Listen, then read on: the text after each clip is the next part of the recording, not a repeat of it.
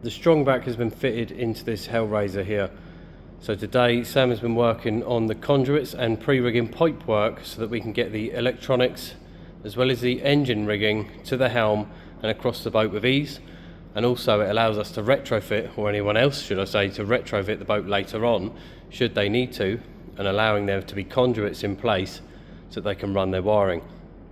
So on the port side here, this is for our fuel tank, which will comprise of our filler neck and breather. Well, the 300 litre tank sits in this middle compartment, and to the port and starboard of this will be storage lockers. Now at the rear here, on the starboard side, this is our main rigging conduit. So if you're mounting your batteries or your hydraulic steering or any other electronics in the stern here in the existing engine bay, then it'll run up here and into the cabin and then through the locker into the helm. This makes it a lot easier for us equally as well as not storing the wiring under the gunnels, which can be susceptible to salt water and UV damage.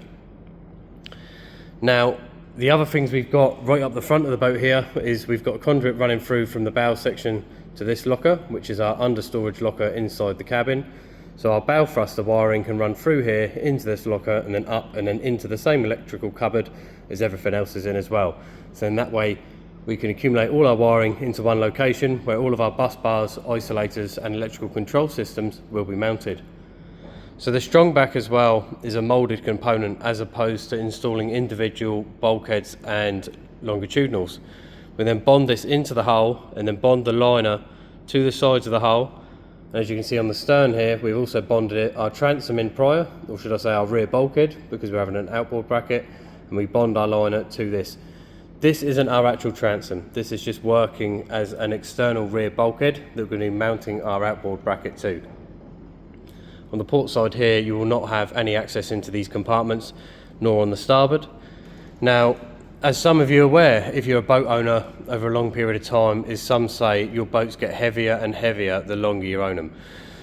And there may not be any water ingress into the boat. But one thing these boats do, or all boats do should I say, is generate condensation.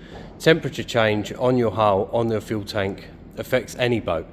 So by drilling and installing limber holes in every one of these voids and compartments that we've got throughout the boat, we allow any condensation or water build-up to drain into the bilge, which then can be pumped out of the boat. So in that way, long term, we're not allowing our boat to get any heavier, and the condensation is not going to build up, and you haven't got any areas under this deck that's going to be closed off and allow that water to sit and build up over time, which in turn is going to affect your fuel economy, can affect osmosis, or should I say create osmosis in your hull. So it's all about allowing things to breathe as well. So we have some additional ventilation holes here for above the tank, because the tanks are aluminium and therefore are susceptible to condensation.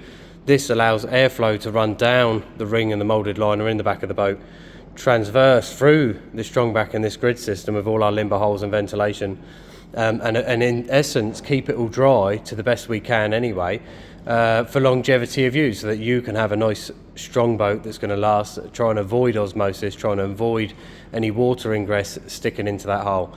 So that's just to give you a bit of a look at what's happening under the deck before you see, or what you don't see should I say, once you've bought your boat, is there's a lot of other things that are going on beneath, and even now we've still got a bow thruster, a fuel tank, and other things to go in yet as well before we even think about getting the deck liner in here. So check out our other videos. If you've got any questions, please ask, and we're always happy to help where we can.